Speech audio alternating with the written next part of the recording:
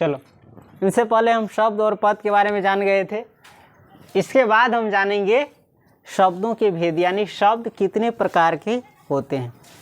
शब्दों के भेद हम सबसे पहले जानेंगे उत्पत्ति की दृष्टि से, उसके बाद बनावट या रचना की दृष्टि से, और उसके बाद रूपांतर की दृष्टि से। सबसे पहले जान लेते हैं उत्पत्ति की दृष्टि से। उत्पत्ति माने होता है जन्म। दुनिया में एक हमारा ही देश भारत है कि और भी देश है? और भी देश है। तो जन्म का अर्थ है किस शब्द का जन्म कहाँ हुआ है, अपने देश में हुआ है कि देश से बाहर हुआ है, कि कहाँ हुआ है, कि देहात में हुआ है। इसके आधार पर हम जानेंगे शब्दों के भेद। समझ गया? तो उत्पत्ति यानी जन्म। उत्पत्ति की दृष्टि से शब्दों के 4 भेद है। उत्पत्ति की दृष्टि से शब्दों के कितने भेद है? 4। सबसे पहला है तत्सम, उसके बाद है तद्भव, इसके बाद है देशज, और इसके बाद है विदेशज। अब हम इन चारों को बारी बारी से जान लेंगे। तत्सम किसे कहते हैं, तद्भव किसे कहते हैं, देशज किसे कहते हैं, विदेशज किसे कहते हैं। इसके बाद हम आगे बढ़ेंगे।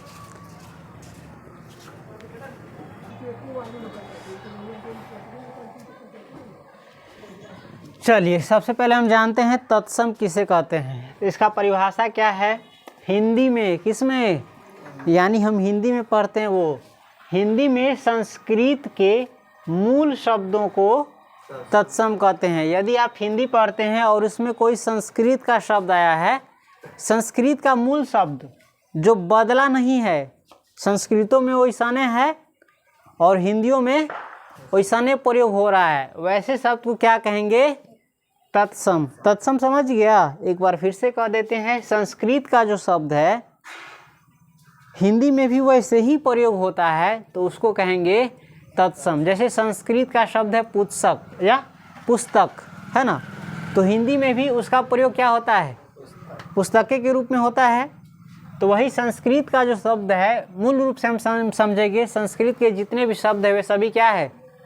तत्सम है हिंदी के लिए। और इससे आसान भाषा बनाएंगे तो यही है, संस्कृत का आप किताब पढ़ते हैं, उसमें जितने भी शब्द है वो सभी क्या है? तत्सम है। समझ गए? तत्सम के कुछ उदाहरण देख लीजिए, जैसे जगत, फल, पुष्प, पुस्तक, पृथ्वी, आम्र, उष्ट्र। देखो, ऊँट की बात हम नहीं कर रहे हैं, हम बस पोस्ट में इसलिए लिख दिए हैं कि ताकि तुम इसका मतलब समझ सको, क्योंकि अब संस्कृत उतना ज़्यादा पढ़ाई नहीं होता है, तो इसलिए बहुत सारे शब्द का मतलब नहीं समझ पाते हैं, इसलिए इसको क्या कर दिए हैं? कोष्ठ में लिख दिए हैं। उष्ट्र, चुल्ली, ये सब क्या है? तत्सम है। उष्ट्र का अर्थ क्या होता है? ऊँट। इसी प्रकार से चुल्ली का अब नाम क्या हो गया है? चूल्हा। तत्सम कौन शब्द है? चुल्ली है, ई नहीं है। कौन है? ई है। चतुष्पादिका, चतुष्पादिका का अर्थ होता है चौकी। चौकी नहीं है तत्सम शब्द। कौन शब्द है? चतुष्पादिका है। उसी प्रकार से शलाका, शलाका कौन शब्द है?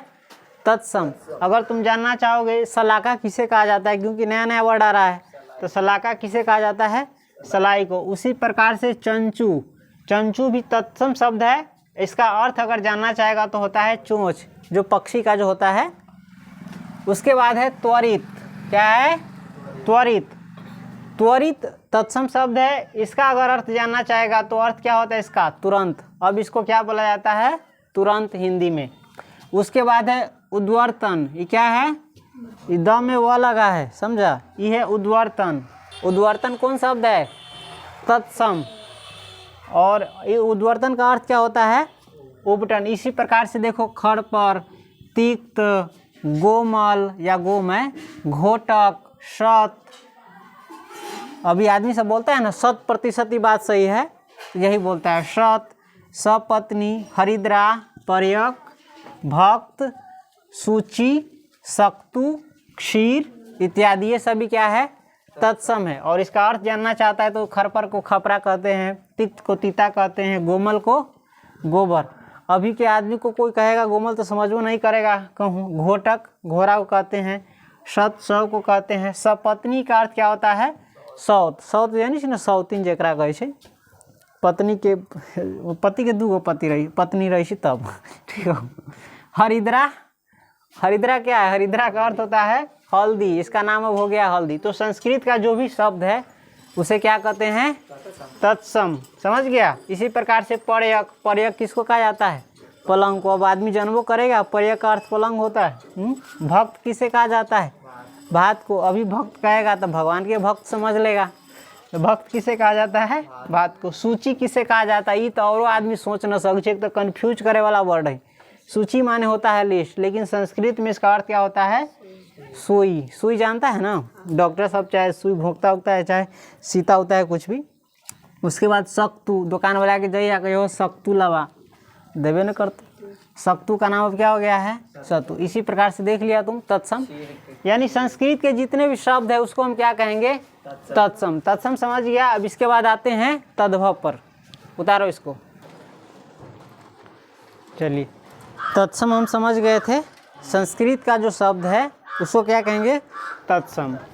तद्भव किसे कहते हैं? ध्यान रखना, तत्सम के बिगड़े हुए रूप को तद्भव कहते हैं। बिगड़ा हुआ रूप समझने में दिक्कत होता है, थोड़ा बिगड़ा हुआ कर समझते हैं हम लोग, बिगड़ गया कि खराब हो गया, ये सब समझते हैं। नहीं, वो सब नहीं।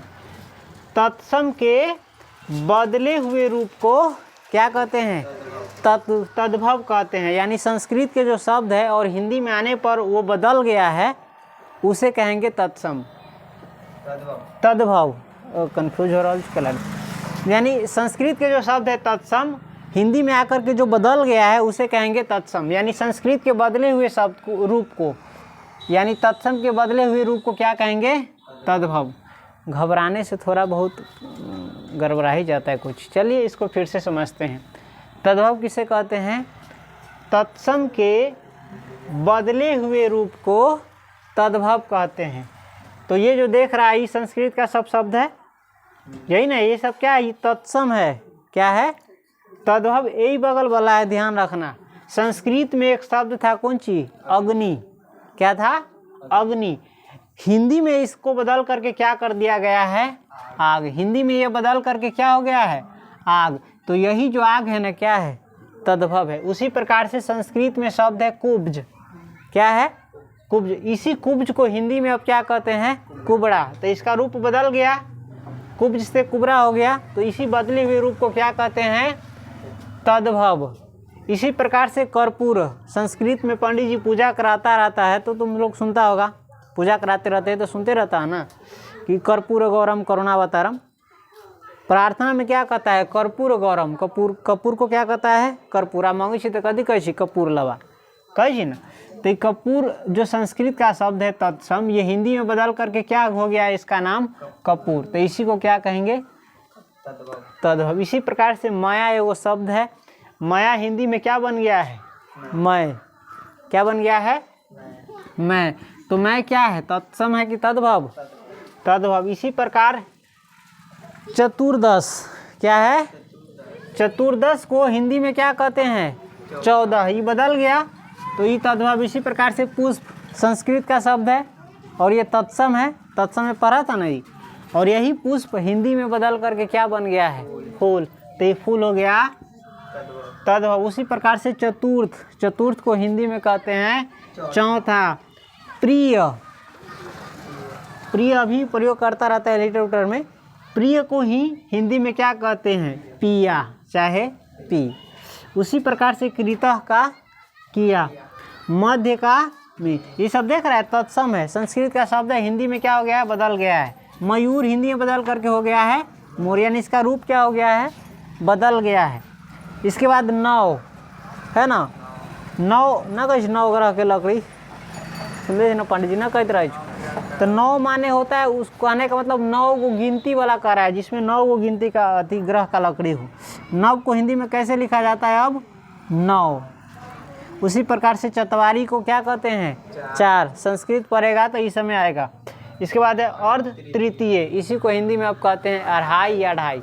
तो यानी संस्कृत का जो शब्द हिंदी में आकर के बदल गया है उसे कहते हैं तद्भव। तो इस प्रकार से जो तुम शब्द देख रहा है, आग, कुबड़ा, कर्पूर, मैं, 14, फूल, चौथा, पिया, किया, ये सब क्या है? इसको आसानी से याद करने के लिए हिंदी का जो किताब पढ़ता है तो हिंदी में जो शब्द है वो सभी क्या है, तद्भव है, कुछ को छोड़ करके। समझा? तद्भव समझ गया। इसके बाद अगला क्या है हमारा, देशज। देशज को भी हम समझेंगे। फिलहाल इसको उतारो।